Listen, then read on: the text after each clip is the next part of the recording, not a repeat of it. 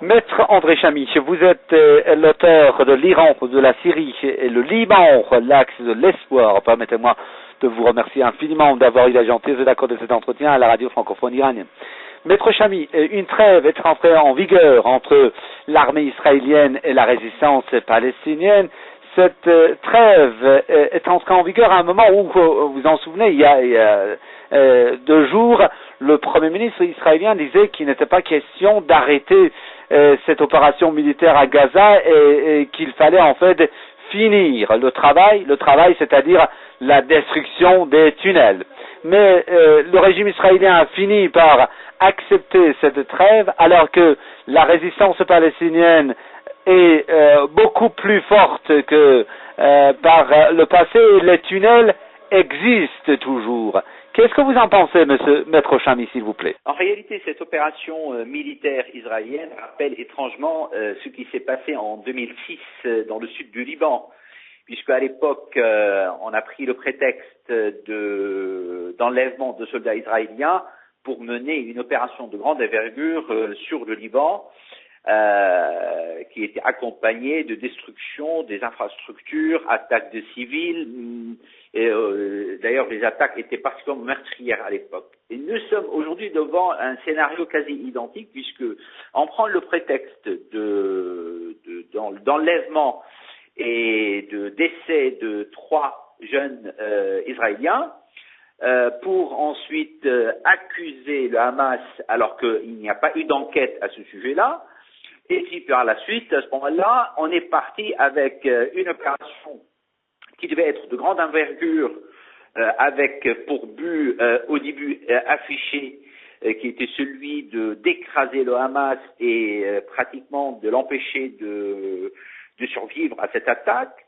Et à partir de ce jour, on a vu que les prétentions israéliennes ont été revues de plus en plus à la baisse, et il fallait bien entendu se donner une porte de sortie, puisque au début c'était la destruction de l'appareil militaire Hamas, ensuite faire taire les roquettes de la résistance palestinienne, et puis maintenant on réduit nos prétentions en disant que ce serait juste pour les tunnels. Or, les tunnels ont été découverts, à ma connaissance, en cours de combat. Alors, quand on commence un combat et on dit que c'était à cause du tunnel, ça veut dire que les tunnels étaient connus des Israéliens, alors que les Israéliens ne connaissaient pas l'existence de ces tunnels, en tout cas pas du côté de la bande qui sépare Gaza avec Israël. On connaissait les tunnels qui existaient avec l'Égypte, mais pas de l'autre côté. Par conséquent, or ces tunnels n'ont pas été attaqués. Par conséquent, on voit que les prétentions israéliennes ont été revues à la baisse, et puis aujourd'hui, on se contente de ce qu'on a pu obtenir, ou on croit pouvoir obtenir, pour satisfaire uniquement son opinion publique. Aujourd'hui, apparemment, l'opinion publique israélienne n'a pas avalé l'histoire de ses gouvernants. L'opinion publique israélienne se pose des questions sur la nature de cette opération. Aujourd'hui même, l'armée israélienne se pose des questions sur la portée de ces engagements. Bien entendu, à mon sens, il y aura une autre commission identique à celle de Vinograd et qui va constater l'échec et de la gouvernance et de l'appareil militaire israélien. Maintenant, quel est l'impact pour le peuple palestinien? Évidemment, destruction, mort, blessés et situation matérielle catastrophique. Est-ce que la résistance palestinienne s'en sort renforcée? Évidemment. Maintenant, la résistance palestinienne doit cueillir en quelque sorte les fruits de sa résistance et de cette opération militaire. La trêve ne doit pas être un piège dans lequel elle doit tomber, puisque on constate qu'il y a une sorte d'orchestration internationale de reprocher à Israël la prolongation de cette guerre, mais en réalité, on a tardé avant de le dire, tout simplement parce qu'on voulait laisser le temps aux Israéliens, et quand on voyait que ça ne marchait pas, il fallait donc donner l'impression que c'est sous la pression des grandes puissances que cette opération a cessé, ce qui est totalement faux. C'est en réalité en raison de l'échec de cette opération. Maintenant, la résistance palestinienne doit maintenir la pression pour parvenir à ces objectifs initiaux, c'est-à-dire l'ouverture des frontières, la cessation du blocus, bien entendu la cessation du blocus terre et mer, et puis bien entendu la possibilité d'obtenir les aides pour la reconstruction, l'assistance pour sa population, la capacité de reprendre le travail pour permettre à la population qui vit dans une situation matérielle dramatique de reprendre une véritable vie. Mais à mon sens, l'aide ne doit pas être uniquement internationale. L'aide doit être accompagnée d'une demande expresse d'indemnisation de la part des Israéliens, parce que ce sont eux qui sont responsables de ces destructions et ce sont eux qui doivent réparer. Comme tout auteur de crime, c'est le criminel qui répare le préjudice subi par sa victime, et à mon sens, ce sont les Israéliens qui doivent payer, et ça doit être une exigence de la part de la résistance palestinienne, parce que c'est bien facile de faire payer les autres, mais quand les Israéliens détruisent et font payer par les autres, je ne pense pas que ce soit équitable pour la victime et encore moins juste pour l'opinion publique, aussi bien nationale qu'internationale. La trêve vouloir durer 3 jours, mais à mon avis, il faut toujours se méfier de ces trêves de 3 jours, de 4 jours, pour que ça ne devienne pas durable et finalement qu'on maintienne le statu quo et qu'on maintienne en quelque sorte le blocus sur la population palestinienne. Voilà comment je résume la situation actuellement.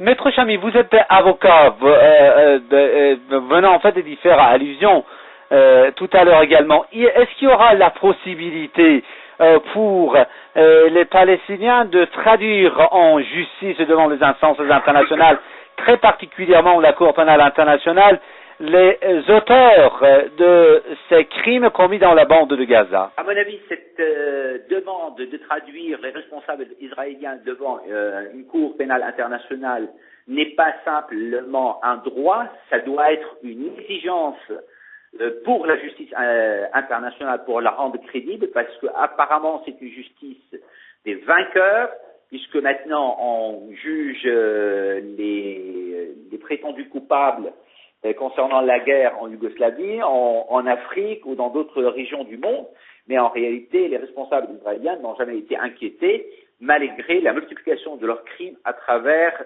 l'ensemble du monde arabe, aussi bien à travers des attentats ciblés qu'à travers des guerres meurtrières comme celle qui a été menée dans la bande de Gaza. Je pense aujourd'hui qu'un certain nombre de juristes doivent s'organiser pour préparer cette plainte-là et la soutenir jusqu'à son terme, en traduisant ou en exigeant que les responsables israéliens, aussi bien politiques que militaires, soient traduits devant cette justice et soient punis, et bien entendu qu'ils reçoivent la sanction qu'ils méritent au titre de ces crimes. Une dernière question, Maître Chami. Alors que les alliés les plus proches d'Israël, en l'occurrence par exemple la France, sont allés jusqu'à employer le mot de massacre en ce qui concerne cette agression, cette offensive israélienne dans la bande de Gaza, il y a eu un silence, un mutisme total observé de la part de certains pays arabes de la région. Comment peut-on l'expliquer, Maître Chami? D'abord, concernant la France, il faut se méfier de ces phrases qui ont été prononcées à la fin de la part du ministre des Affaires étrangères, en l'occurrence M. Fabius, puisque ces phrases-là, à mon sens, n'étaient prononcées que pour assurer une porte de sortie à la politique israélienne pour dire que la guerre a cessé grâce à la pression internationale. Par conséquent, je ne pense pas qu'il faut prendre trop au sérieux ce genre de phrases. Mais effectivement, comme vous l'avez dit, face à ces expressions qui paraissaient explicites, le monde arabe en général, plus particulièrement les pays du Golfe, qui étaient beaucoup plus actifs pour aller envoyer des mercenaires et des combattants en Syrie et en Irak, aujourd'hui ils sont particulièrement silencieux et pratiquent le mutisme le plus total par rapport à ce qui se passe à Gaza. Alors que l'on se place sur le terrain du nationalisme arabe ou sur le terrain de l'islam ou de la défense des musulmans, sur les deux terrains, ils ont commis une faute impardonnable et ils seront responsables de cette faute devant l'histoire et devant leur peuple. Par conséquent, il me semble que ces pays-là auront à se poser la question par rapport à leurs agissements. Ils ne pourront pas tout simplement satisfaire la population palestinienne en envoyant des chèques ou quelques malheureux colis pour vivre. Il faut maintenant qu'ils se posent la question sur la nature même de leur régime et l'existence même de leur régime et leur pérennité à travers le temps. Je pense qu'aujourd'hui, plus que jamais, le Sahwa prôné par la République islamique est à l'ordre du jour. Aujourd'hui, il y a un questionnement qui est fait. Est-ce que l'islam va se contenter de ses représentants actuels, notamment à travers les pays du Golfe qui se présentent comme étant les représentants de l'islam, ou il y a un nouvel islam qui doit se manifester, qui doit être un islam résistant, un islam combatif, mais qui est combatif dans le sens de la justice, de l'équité et bien entendu de la défense des droits des peuples opprimés.